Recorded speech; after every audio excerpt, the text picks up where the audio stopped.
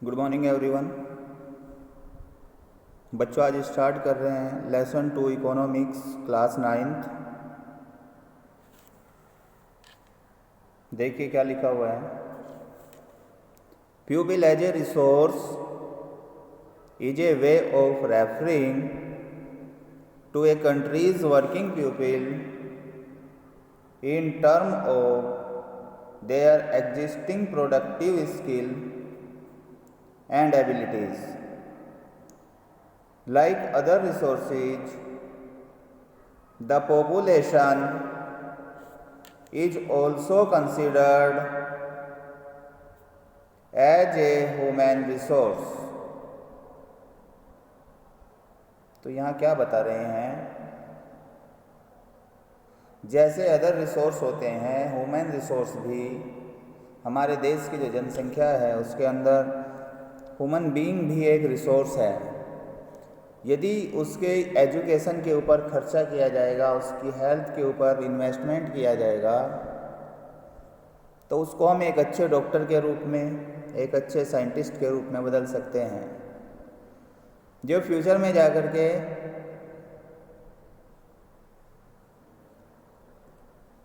Money को earn करेगा,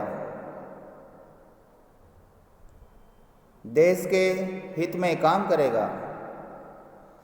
तो एक ह्यूमन बीइंग भी अदर रिसोर्स के तरीके से है, यदि उसके ऊपर हम इन्वेस्टमेंट करते हैं और उसकी स्किल को बढ़ाते हैं।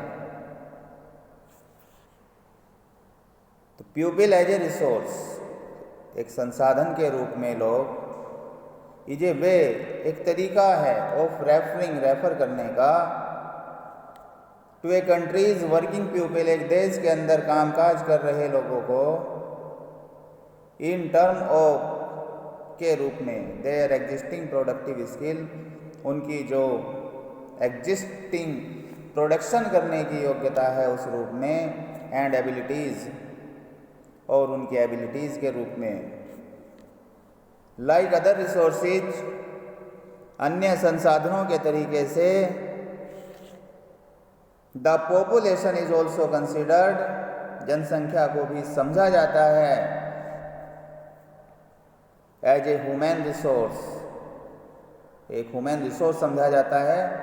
When the existing human resource, जब विद्यमान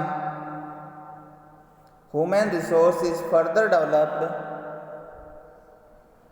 आगे विकसित कर दी जाती है,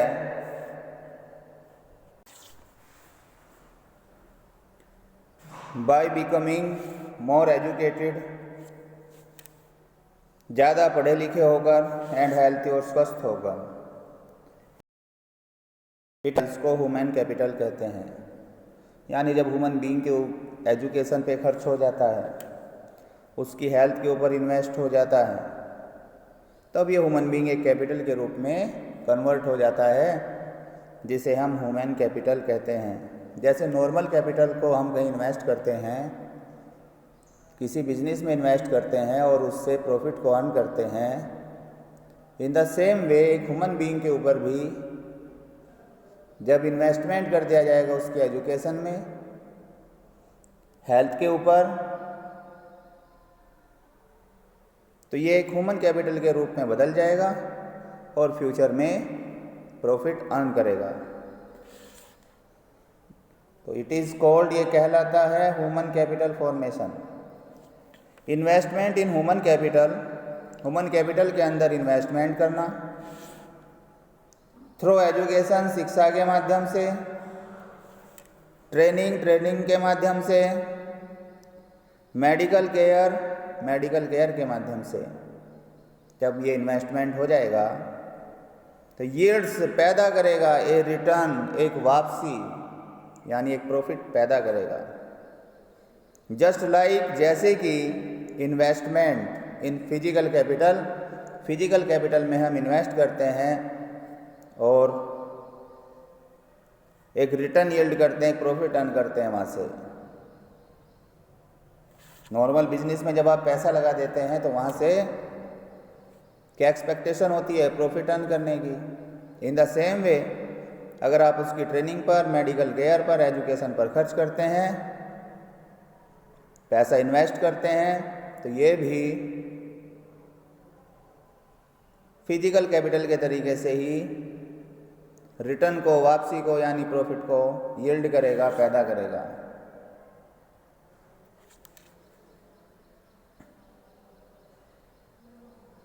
human capital is superior to other resources like land and physical capital. Human capital उच्च श्रेणी का होता है अन्य संसाधनों के मुकाबले। जैसे रिसोर्स है हमारे पास में, लैंड है या फिजिकल कैपिटल है, इनके कंपैरिजन में ह्यूमन कैपिटल ज़्यादा सुपीरियर होता है। Total productivity adds to the growth of the economy. Total productivity, जो भी टोटल प्रोडक्शन होता है, इससे ग्रोथ बढ़ती है देश के अंदर। जब हम सम ऑफ प्रोडक्शन कर लेते हैं, फाइनल गुड्स के वैल्यू को ऐड कर लेते हैं, तो उसको जीडीपी कहते हैं। तो कह रहे हैं जी टोटल प्रोडक्टिविटी ऐड करती है ग्रोथ को, बढ़ोतरी को, वृद्धि को ऑफ द इकोनॉमी, अर्थव्यवस्था की। Investment in human capital, human capital के अंदर इन्वेस्टमेंट करना, विनियोजन करना वाया एजुकेशन, शिक्षा के माध्यम से, एंड मेडिकल केयर, और मेडिकल केयर के माध्यम से, can give high rate of return, ये बहुत ऊंचा रेट ऑफ रिटर्न दे सकता है, वापसी दे सकता है इन फ्यूचर, भविष्य में।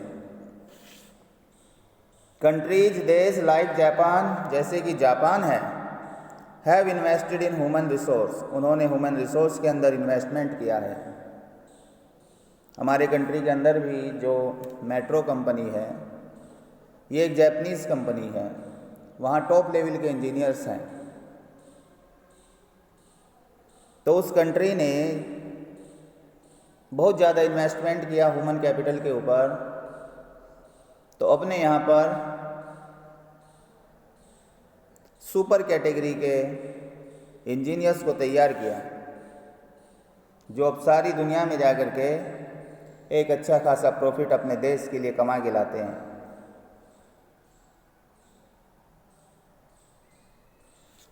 अब आगे बात करते हैं economic activities by man and women. पुरुष और स्त्री के द्वारा आर्थिक एक्टिविटी क्या होती हैं, ये इकोनॉमिक एक्टिविटी क्या होती हैं। तो हमको पता है कि इकोनॉमिक एक्टिविटी वो होती है जो पैसा कमाने के लिए की जाती है। एक डॉक्टर अपनी सर्विस दे रहा है, उसके बदले फीस चार्ज कर रहा है, तो वो इकोनॉमिक एक्टिविटी है। एक टीचर टीचिंग कर रहा है अपने ट्यूशन सेंटर पर या स्कूल में और फीस चार्ज करता है इन रिटर्न, तो उसकी जो ये एक्टिविटी है इकोनॉमिक एक्टिविटी है।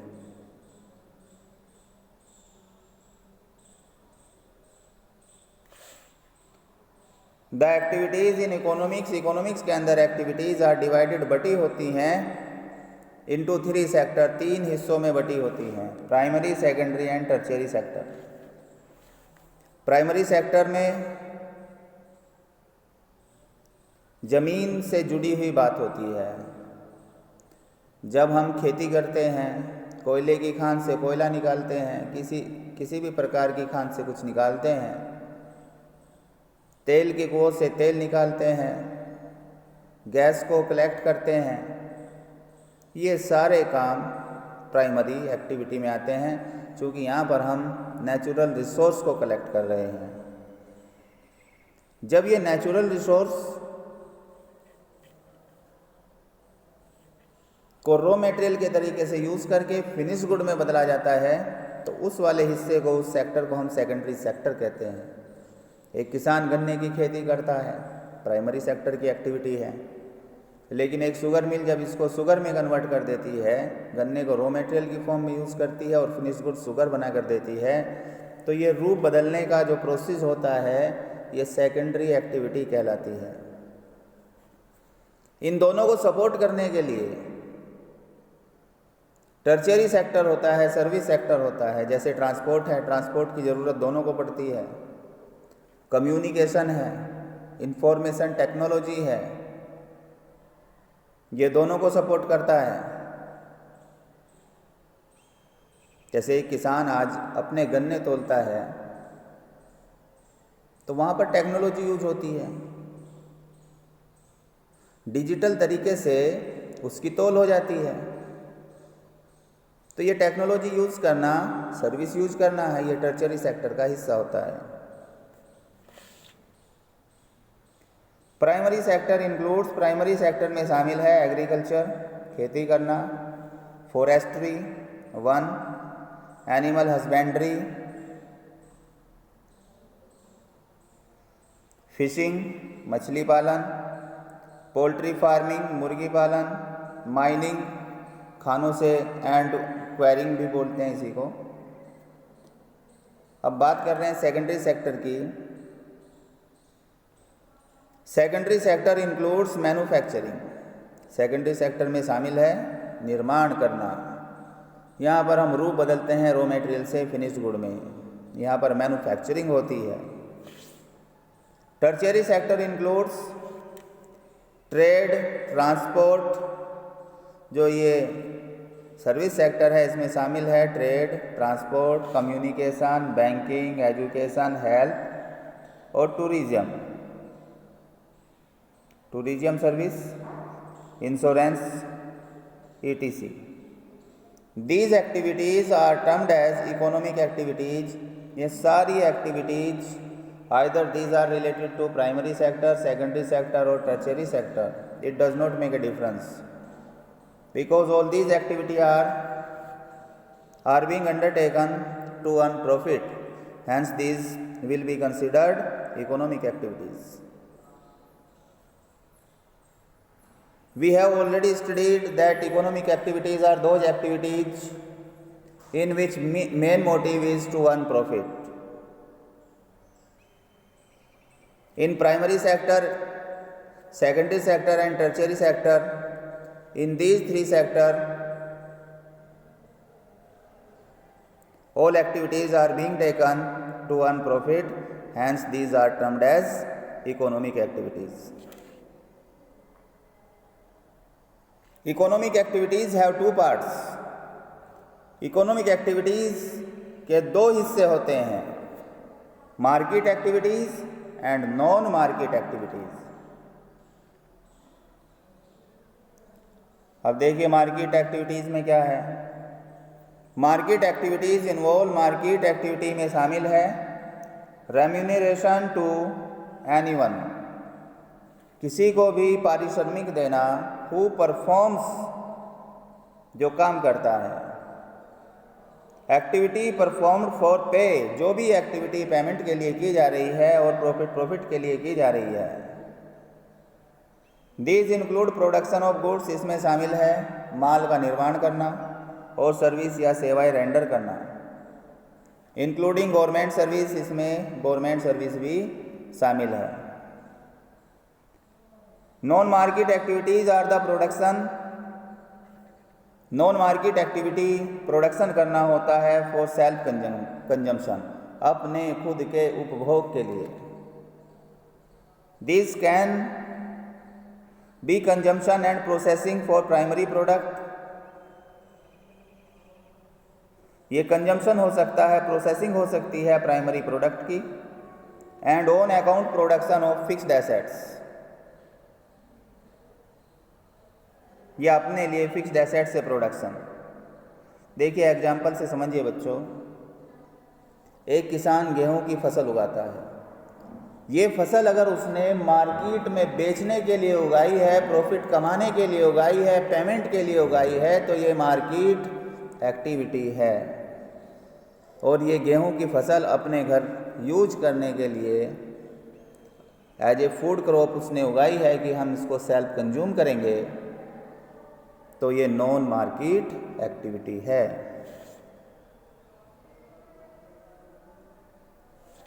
There was a division of labour between man and women, एक डिवीजन होता है लेबर के अंदर भी पुरुष और स्त्री में।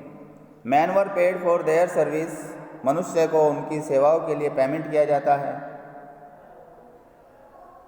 बट टू द कंट्रेरी, लेकिन इसके विपरीत women are not paid for their service, woman को उनकी सेवाओं के लिए पेमेंट नहीं किया जाता। तो यहाँ पर आप ऐसे समझिए इस बात को, ये माना जाता है सोसाइटी के अंदर कि प्रॉफिट कमाने के लिए घर से बाहर मैन जाएगा, तो जब बाहर काम करेगा किसी इंडस्ट्री में जाकर तो वहाँ उसे पेमेंट मिलेगा, तो उसकी जो एक्टिविटी है वो पेमेंट के लिए हो रही है।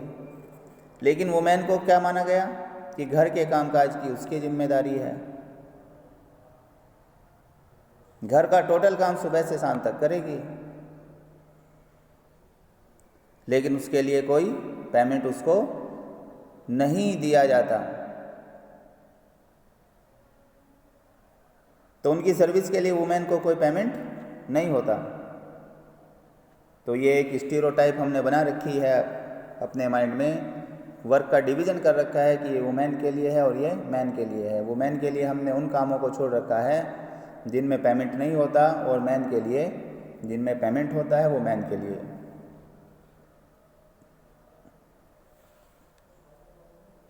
Education played an important role, शिक्षा ने एक महत्वपूर्ण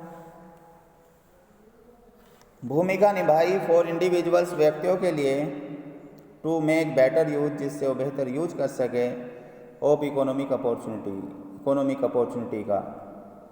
most women use to work in places, ज़्यादातर औरतें काम किया करती थी उन स्थानों पर, where there was no job security, जहाँ पर कोई जॉब सिक्योरिटी नहीं थी। इन दिस सेक्टर, इस सेक्टर के अंदर एम्प्लॉयमेंट वाज करेक्टराइज्ड, एम्प्लॉयमेंट को करेक्टराइज किया गया by irregular and low income, irregular और लो इनकम में। बेसिक फैसिलिटीज़ वर मिसिंग, यहाँ पर बेसिक फैसिलिटीज़ मिसिंग थी, नहीं मिलती थी। लाइक मैटरनिटी लीव, मैटरनिटी छुट्टी नहीं मिलती थी। जैसे जब कोई औरत किसी बच्चे को जन्म देती है तो उसके पालन पोषण के लिए कुछ वक्त उसको चाहिए होता है, तो उसके लिए जो छुट्टी मिलती है उसको बोलते हैं मैटरनिटी लीव।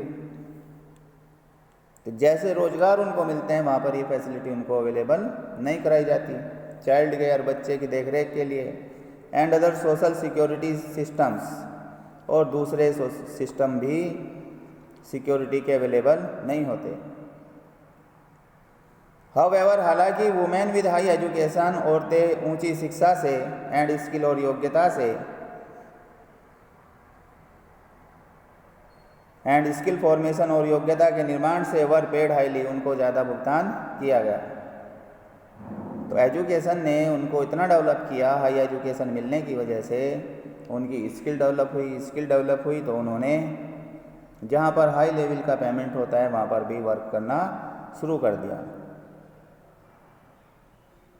अब देखिए क्वालिटी ऑफ पॉपुलेशन क्या है। The quality of population depends upon the literacy rate, quality of population निर्भर करता है साक्षरता दर के ऊपर कि कितने लोग पढ़े लिखे हैं। सभी लोग अगर वेल एजुकेटेड होंगे, एजुकेशन का लेवल उनमें ज़्यादा होगा, हेल्थी होंगे, health of a person indicated by life expectancy, जिसको दर्शाया जाता है लाइफ एक्सपेक्टेंसी से कि एवरेज इतने वर्ष तक आदमी जीवित रहता है, उसको बीमारियों से छुटकारा मिला रहता है। And skill formation acquired by the people of the country, it ultimately decide करता है द ग्रोथ रेट, वृद्धि दर को, ऑफ द कंट्री, देश की, and A literate and healthy population were an asset. और इस तरीके से जो एक ये पढ़ी लिखी, साक्षर और स्वस्थ जनसंख्या है, ये क्या होती है, एक एसेट्स का काम करती है, एक संपत्ति बन जाती है देश के लिए। फिर ये देश के ऊपर ये ज़्यादा पॉपुलेशन एक लाइबिलिटी नहीं रहती, एक भार, एक वजन नहीं होता, बल्कि एक संपत्ति का काम करती है, एक एसेट्स का काम करती है, देश के लिए प्रॉफिट अर्न करने का काम करती है, देश के डेवलपमेंट में अपना कंट्रीब्यूशन निभाती है।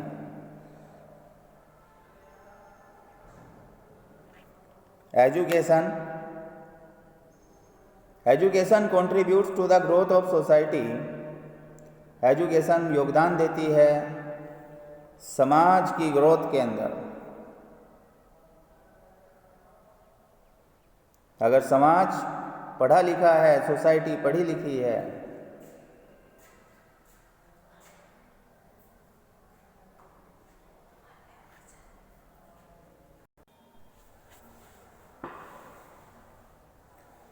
तो बच्चों हम पढ़ रहे हैं कि एजुकेशन कंट्रीब्यूट करती है, अपना योगदान देती है टू द ग्रोथ, बढ़ोतरी में, ऑफ सोसाइटी, समाज के, एंड इन्हेंसिज और बढ़ाती है द नेशनल इनकम, राष्ट्र की आमदनी को। यदि हमारे देश की पॉपुलेशन, समाज पढ़ा लिखा है, ह्यूमन कैपिटल के रूप में चेंज हो गया है, हमारे कंट्री के अंदर टॉप लेवल के इंजीनियर्स हैं, डॉक्टर्स हैं, चार्टर्ड अकाउंटेंट्स हैं, कंपनी सेक्रेटरीज हैं, टॉप क्लास के लॉयर्स हैं, तो वो देश के लिए इनकम जनरेट करेंगे। जब देश के लिए इनकम जनरेट होगी तो नेशनल इनकम बढ़ेगी। कल्चरल रिचनेस आएगी, सांस्कृतिक अमीरपन आएगा, और ये चीज़ इंक्रीजेज बढ़ा देती है द एफिशिएंसी ऑफ गवर्नेंस की एफिशिएंसी को इंक्रीज कर देती है। Literacy is needed. देखो, गवर्नेंस किसको कहते हैं? गवर्नमेंट जिस तरीके से राज करती है, राज करने का वो ढंग गवर्नेंस कहलाता है। अगर जनता वेल एजुकेटेड है तो सारे रूल रेगुलेशंस को जानती है, तो उनका शोषण सरकार के अधिकारियों के द्वारा नहीं किया जा सकता।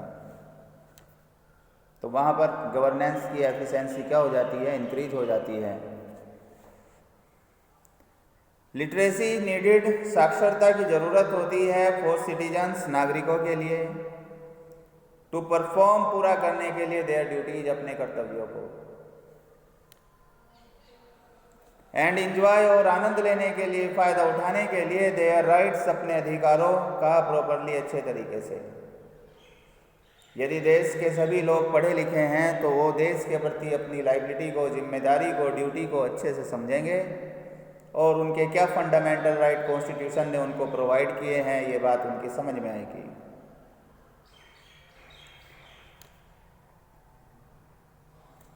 सर्व शिक्षा अभियान, which was introduced in the year 2010, सर्व शिक्षा अभियान जिसको लागू किया गया 2010 वर्ष में, प्रोवाइड्स एलिमेंट्री एजुकेशन, ये एक आधारभूत शिक्षा देता है, बेसिक एजुकेशन देता है, प्रारंभिक शिक्षा देता है, टू ऑल चिल्ड्रन, सभी बच्चों को, इन the age group of 6 to 14, जो एज ग्रुप 6 से 14 में आते हैं। कौन से बच्चे? In the age group of 6 to 14 years. To encourage, ये बढ़ावा देता है अटेंडेंस को, उनके स्कूल में उपस्थित होने को, एंड रिटेंशन ऑफ चिल्ड्रन, और बच्चे को वहाँ पर रिटेन रखने के लिए, रखे जाने के लिए, ताकि वो स्कूल में रखे जाएं, एजुकेशन दी जाए उनको वहाँ पर, and improve their nutritional status, और उनके पोषक तत्व का जो स्तर है उसको सुधारने के लिए, क्या बच्चों को खाना चाहिए, हेल्थ किस तरीके से सुधरेगी उनकी। तो गवर्नमेंट ने उसी बेसिस पर एक mid day meal scheme introduce की। मिड डे मील स्कीम इसीलिए इंट्रोड्यूस की गई ताकि न्यूट्रिशनल, जो पोषक तत्व से संबंधित चीज़ें उनको दी जानी चाहिए, वो मिड डे मील में उनको अवेलेबल कराई जा सके, जिससे उनकी बॉडी की ग्रोथ हो सके प्रॉपरली, और बच्चे हेल्थी रहें और बेटर एजुकेशन वहाँ पर अचीव करें। द 12th प्लान फोकस्ड, जो 12वीं योजना थी उसने फोकस किया ऑन इंक्रीजिंग, बढ़ाने पर, एक्सेस, पहुँच को, क्वालिटी, गुणवत्ता को, एडॉप्शन ऑफ स्टेट,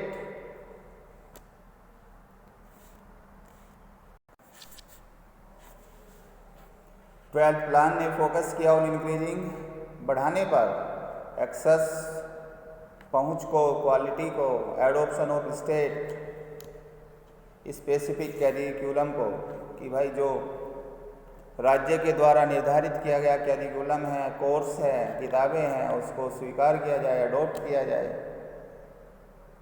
मॉडिफिकेशन, बदलाव लाया जाए, वोकेशनलाइजेशन, उसको काम के आधार पर बनाया जाए कोर्स को, जिसके आधार पर बच्चे आगे चलकर फ्यूचर में अपना वर्क कर सकें।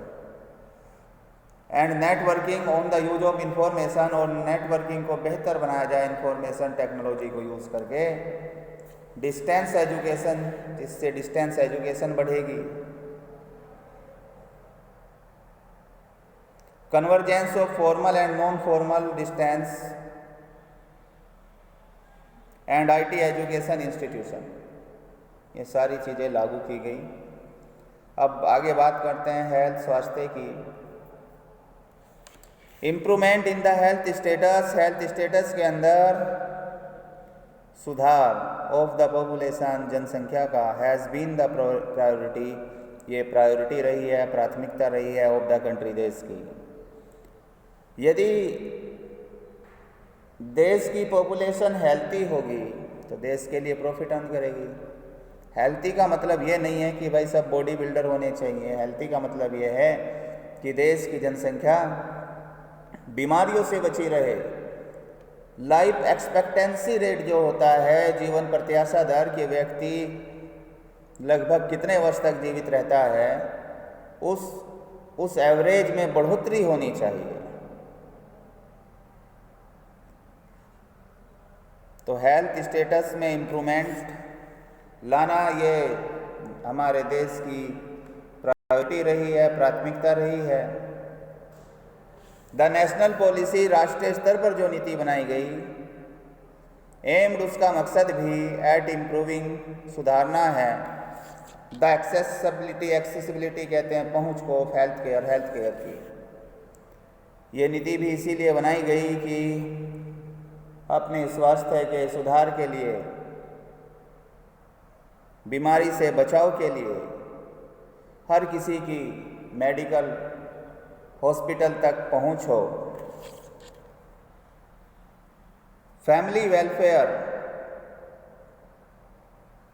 परिवार कल्याण, एंड न्यूट्रिशनल सर्विस, और जो एक बैलेंस डाइट से पोषक तत्वों की पूर्ति की जाती है, वो सेवा प्रोवाइड करना, स्पेशली खास तौर से for the under privileged segment, जो अंडर प्रिविलेज सेगमेंट है, हिस्सा है उसको ऑफ द पॉपुलेशन, जनसंख्या के, जिनके पास में ये विशेष अधिकार नहीं है, ये समझिएगा अंडर प्रिविलेज्ड में आप। पुअर फैमिलीज आती है, जिनके पास प्रॉपर ट्रीटमेंट कराने के लिए पैसा नहीं होता,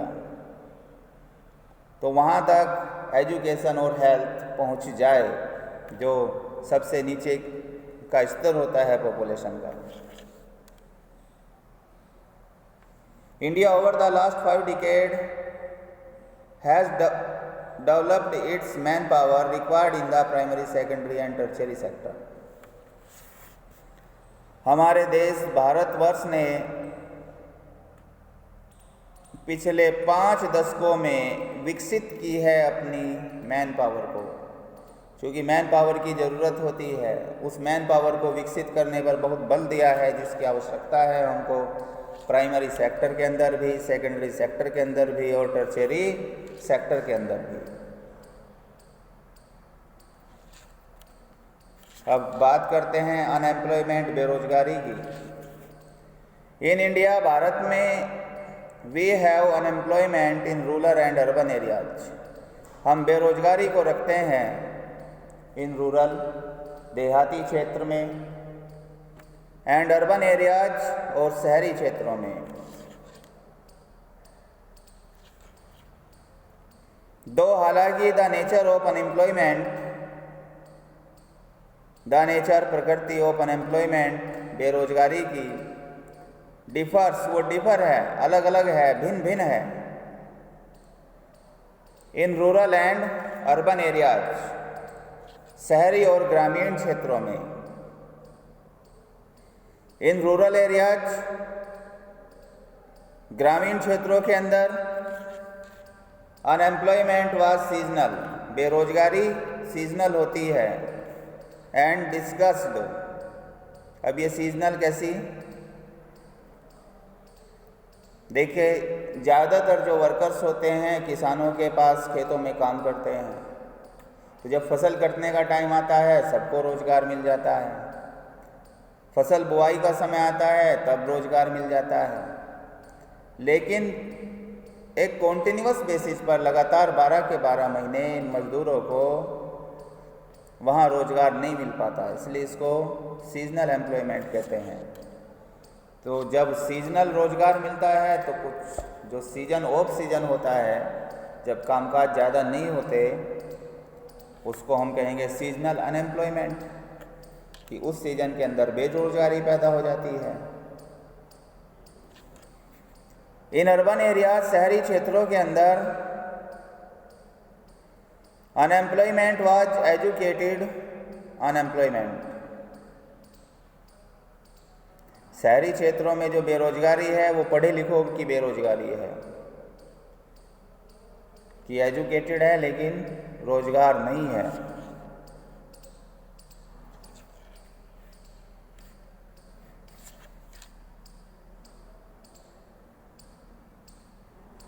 सीजनल अनएम्प्लॉयमेंट अगर सीजनल बेरोजगारी पैदा होती है when people were not able, जब लोग योग्य नहीं हो पाते टू फाइंड जॉब्स, नौकरी को पाने में, during a few particular month, कुछ विशेष महीनों में ऑफ द ईयर, साल के। इन डिस्टिंक्ट अनएम्प्लॉयमेंट, डिस्टिंक्ट बेरोजगारी के अंदर people appeared to be employed, लोग दिखाई देते हैं जैसे वो रोजगार कर रहे हैं। कैसे दिखाई देते हैं? मान लीजिए एक किसान के पास में 4 बीघा ज़मीन है जिसमें एक व्यक्ति काम कर सकता है, लेकिन अगर परिवार के 2 सदस्य हैं, दोनों उसी में काम कर रहे हैं, तो ऐसा लगता है कि दोनों के पास कामकाज है, जबकि जो काम वो कर रहे हैं वो सिर्फ एक व्यक्ति कर सकता था। तो देखने में लगता है कि बेरोजगारी नहीं है, जबकि 2 आदमी एक ही आदमी के काम में लगे हुए हैं। इस तरीके की बेरोजगारी जो हकीकत में बेरोजगारी होती है, लेकिन देखने में लगता है कि नहीं रोजगार मिला हुआ है, उसी को नाम दिया गया डिस्गस्ड अनएम्प्लॉयमेंट। तो यही देखिए क्या लिखा है इसमें, इन डिस्गस्ड अनएम्प्लॉयमेंट पीपल अपीयर्ड, लोग दिखाई देते हैं, टू बी एम्प्लॉयड, रोजगार करते हुए। एजुकेटेड अनएम्प्लॉयमेंट, पढ़े लिखों में जो बेरोजगारी है, became a common phenomena in urban area, ये एक कॉमन सी बात हो गई है शहरी क्षेत्रों के अंदर। Unemployment leads to wastage of man power, unemployment नेतृत्व करता है मैन पावर जो है हमारे पास में, उसकी वेस्टेज का। देश के पास एजुकेटेड पर्सन है, मैन पावर है, उसका यूज किया जा सकता था, लेकिन यूज नहीं कर पा रहे हैं। तो मैन पावर की जो वेस्टेज है, मैन पावर रिसोर्स जो है, संसाधन है हमारे देश के पास, उसकी वेस्टेज होती है। Tends to increase economic overload, और इकोनॉमिक अर्थव्यवस्था के ऊपर ओवरलोड आता है। Has a detrimental impact on the overall growth, और ये एक प्रभाव डालता है जो ओवरऑल ग्रोथ है ऑफ द इकोनॉमी, अर्थव्यवस्था की। यदि इन सब के पास भी रोजगार होता तो इकोनॉमी स्ट्रांग होती, लेकिन इन सब के पास जो एजुकेटेड लोग हैं, रोजगार ना होने की वजह से नेशनल इनकम डाउन रह जाती है, क्योंकि सब लोगों की इनकम को जब हम सम करते हैं तभी नेशनल इनकम, उसमें बहुत सारे लोगों की इनकम ही नहीं जुड़ेगी तो नेशनल इनकम डाउन रह जाएगी। तो जो हमारी अर्थव्यवस्था इकोनॉमी है, उसकी ग्रोथ जितनी होनी चाहिए थी ओवरऑल उतनी नहीं हो पाती। इन इंडिया, भारत के अंदर स्टेटिस्टिकली सांख्यिकीय तौर पर, आंकड़ों के तौर पर, द अनएम्प्लॉयमेंट रेट, बेरोजगारी की दर, इज लो, वो कम है। In the primary sector, primary sector में, प्राथमिक सेक्टर में, एम्प्लॉयमेंट स्ट्रक्चर, रोजगार का ढांचा, इज करेक्टराइज्ड, उसको करेक्टराइज्ड किया गया बाय सेल्फ एम्प्लॉयमेंट, खुद के रोजगार से। लोग बाग खुद काम करते हैं, जैसे किसान खेती करता है तो उसको खुद का अपना काम मिल जाता है, तो वहाँ पर सेल्फ एम्प्लॉयमेंट होता है। Agriculture is the most labour absorbing sector of the economy, agriculture सबसे ज़्यादा लेबर को रखने वाला सेक्टर है अर्थव्यवस्था में। But in the recent year, लेकिन हाल के सालों में, there has been a decline, गिरावट आई है, इन द डिपेंडेंस, निर्भरता में, ऑफ पॉपुलेशन, जनसंख्या की, ऑन एग्रीकल्चर, खेती बाड़ी पर। पहले देश की ज़्यादा जनसंख्या एग्रीकल्चर पर डिपेंड करती थी, लेकिन अब इसमें गिरावट आई। Some of the surplus labour in agriculture has moved, अब जो फालतू लेबर होती है, जिनको रोजगार नहीं मिल पाता खेती बाड़ी के अंदर, तो वो मूव कर जाती है किधर, टू आइदर द सेकेंडरी, या तो वो सेकेंडरी सेक्टर में चली जाती है। गांव के वे मजदूर फैक्ट्री में जाकर मजदूरी करने लगते हैं, तो वो किधर मूव कर गए, सेकेंडरी सेक्टर की तरफ। या फिर अगर थोड़े पढ़े लिखे हैं तो सर्विस सेक्टर को सर्विस सेक्टर में जॉब करने लगते हैं, तो वो टर्शियरी सेक्टर में चले जाते हैं। इसलिए बहुत ज़्यादा जो हिस्सा था जनसंख्या का, जो पूरे तरीके से प्राइमरी सेक्टर पर डिपेंड कर रहा था, अब वो मूवमेंट कर चुका है बहुत ज़्यादा किधर को, सेकेंडरी और टर्शियरी सेक्टर की तरफ। In the secondary sector, secondary sector में स्मॉल स्केल मैन्युफैक्चरिंग, छोटे स्तर पर निर्माण का करना, was the most labour absorbing, ये बहुत ज़्यादा लेबर को रखने वाला सेक्टर था। स्मॉल स्केल पर छोटे छोटे काम धंधे हैं, रोजगार हैं, जिनमें बहुत सारे मजदूर काम कर लेते हैं। In case of the tertiary sector, tertiary sector के अंदर, सर्विस सेक्टर के अंदर, वेरियस न्यू सर्विसेज, अनेक नई प्रकार की सेवाएं, आर नाउ अपीयरिंग, अब अपीयर हो रही हैं, जैसे कि बायोटेक्नोलॉजी, इंफॉर्मेशन टेक्नोलॉजी। तो यहाँ पर हमने देखा कि पहले ज़्यादा रोजगार किधर था, प्राइमरी सेक्टर में, लेकिन धीरे धीरे लोग मूव हो गए हैं सेकेंडरी और टर्शियरी सेक्टर की तरफ, तो अब ज़्यादा रोजगार मिलने लगा है इधर भी। यहाँ पे आगे बच्चों ये कंप्लीट हो जाता है आपका topic. Have a nice meeting.